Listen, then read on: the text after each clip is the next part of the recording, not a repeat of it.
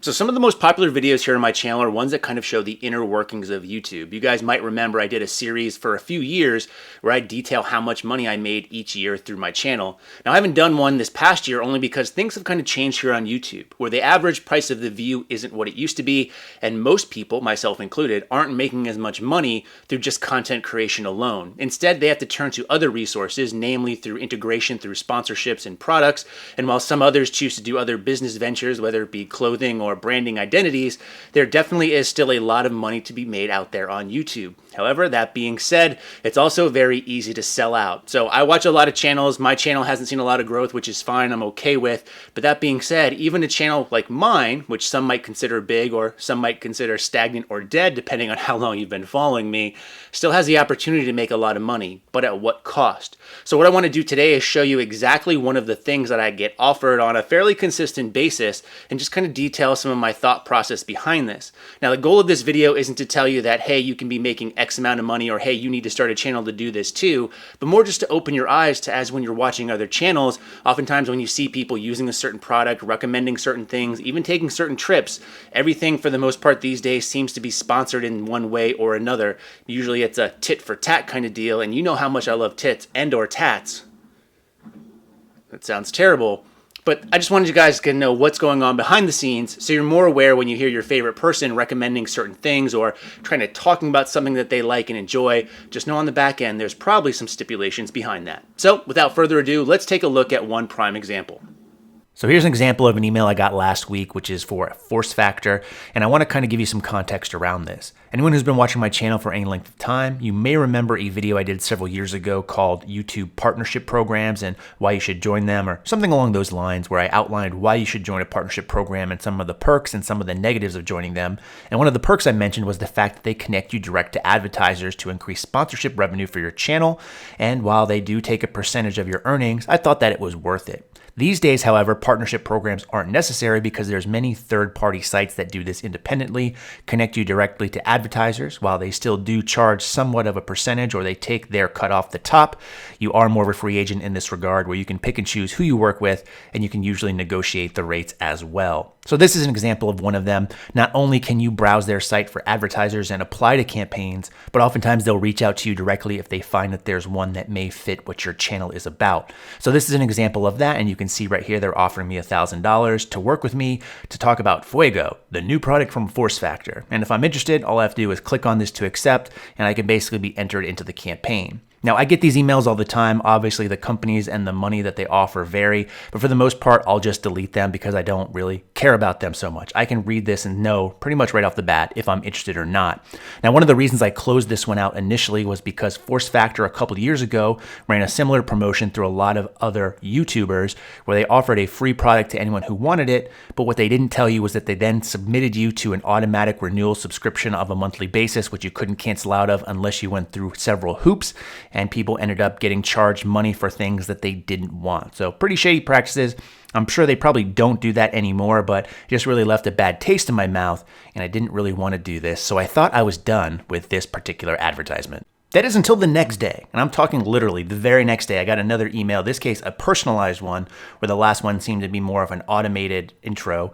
And this time they offered $1,500, so they increased it by $500 for a 2 to 3 minute integration. And it got me to thinking, while I still knew I didn't want to do this advertisement as part of my channel, I thought that it could make a very interesting video to show some of the behind the scenes work. So I replied to them and asked them to send me more of the details.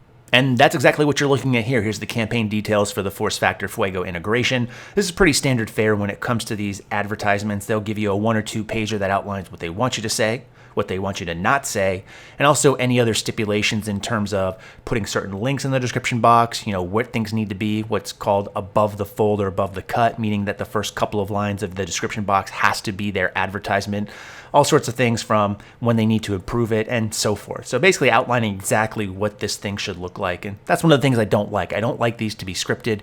In many cases, that's what the advertisers want, because if they're paying you money, they want to control exactly what you say. So let's just go ahead and break this down section by section. The first of which is the campaign description. So Fuego from Force Factor is a pre-workout powder for both men and women. It delivers incredible energy and endurance plus premium focus, strength, and power improvements during workouts. It tastes amazing and produces impressive vascularity and a great pump. So first of all, this turns me off significantly because for my focus of my channel, obviously things like vascularity and great pump are necessary. I'll get to the taste aspect in just a second, but this is just a lot of fluff in my opinion, which is something I'm not a big fan of. So let's get to the content guidelines. Fuego is perfect for any type of workout, including running, walking, hiking, and elliptical, biking, cycling, spinning, and rowing, fitness classes, videos, CrossFit, HIIT, and boxing, yoga, Pilates, bar, etc.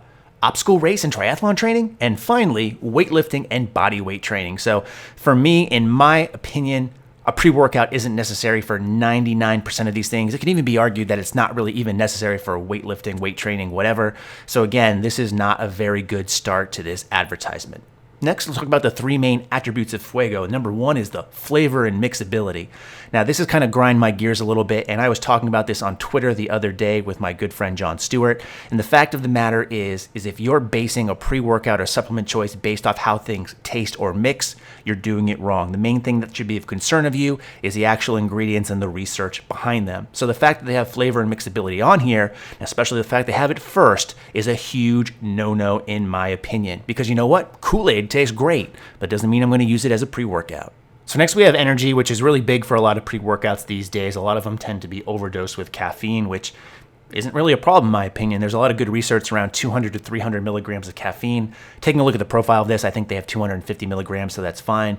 But it's interesting to me that they're also including theanine, which is known to kind of take the edge off of a lot of stimulants, which is great if that's what you're going for. But in my personal experience from talking to many of you out there, the reason that you take a lot of these pre-workouts is because you want to be jacked out of your mind. So the fact that you have something on here to control it is just a little bit interesting. You then have a lot of other stuff on here that's just a bunch of fluff in terms of like extracts and things that doesn't really do much and in very small increments as well. So for this one, it's not really a big deal, but it's not something that I would really base my pre-workout around because it's very easy to just go out and buy caffeine tabs separately for just a few bucks and you'd save a ton of money and get just as much energy from them. So third point on here is the endurance pump. I mentioned pump for me. A power lifter isn't too important, but I know many people out there like that feeling and I'm not going to judge you for it. And although this does contain citrulline, the reason I'm not a huge fan here is because I've done another video on this, which I'll link in the description box below, talking about how you should be going with citrulline malate as that's shown to be more effective. And in that case too, when you're talking about adding that in, typical dosage is around 4 to 8 grams, and I'd really push more towards 8 grams in that case. So I'm not really a big fan of having just 3 grams of regular citrulline in here. So again, another red flag. And maybe saving the best for last, they have a whole section dedicated to GNC. And if you choose to buy your supplements there, that's all good for you, but I would highly encourage you not to do so just because they have tremendous markups on other products. Even when you're talking about the special gold card days, whenever they are, they still tend to be phenomenally higher priced than going online. So I'm not a big fan of that. Not to mention a lot of the people that work there. And even though I know some great people, some very smart people that work there, a lot of their representatives tend to be a little bit misinformed and pushing certain agendas. That's my own opinion, and I would just stress you to stay away from GNC. So the fact that they have this here to talk about them is definitely, again, another red flag. And finally, to close things out, it has a call to action. So even though you could buy it at GNC, they're saying that, they want you to click on this link and buy directly from Force Factor as is. Typically, those links are going to track where you come from. That way the company knows where they're getting their traffic from. And in some cases, the provider, in this case me, might get extra kickback depending on how much of a product I'm able to sell, all the while you getting charged out of your mind at an inflated price in most cases. Now, one of the things that really grinds my gear when it comes to supplements on YouTube are those people that are sponsored by certain brands, yet when they talk about those products, they only really say, oh, it tastes great, it mixes great, or it gives me great energy, and they never actually go into the profile, the ingredients, or what the actual research about them shows. This shows either a lack of knowledge on their part, or simply they want to avoid that because they don't want to share those things to you, because again, they just care about that paycheck in the end. So there you have it. There's one of the examples of the many sponsorship opportunities that I get on a pretty consistent basis. Now, if you like this video and want to see more of the opportunities that I get and pass up on, especially the more interesting ones, let me know in the comment section below, and what I can do is I can start to kind of compile them and eventually here and there just throw out videos of some of the funny ones because I do get some pretty weird and interesting offers.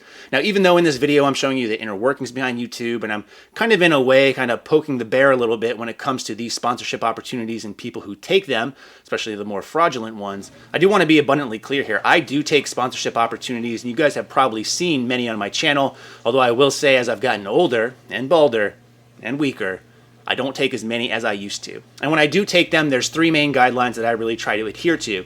The first one is that it has to be something that I believe in or can get behind. So in the example of the supplement industry, it has to be a profile that's researched and proven, and if it's not, I won't take it. Even though making money on YouTube is nice, my integrity comes at a much higher cost, and no one's just reached that threshold yet. So if you'd like to try, my contact information is in the description box below as well. The second guideline I like to try to stick by is it has to be easily integratable into my channel. So it has to be relatable. You guys probably noticed some of the most popular advertisements I've done here on this channel have been with the National Academy of Sports Medicine. That's because number one, it's a training program, routine, coaching, certification, whatever you want to call it, that many people can get behind, myself included. I think it's very good when people go out and show some motivation to get certified to further their career and personal training. And number two, it's easily integratable because this channel is about training for the most part. Not very good training, but training nonetheless.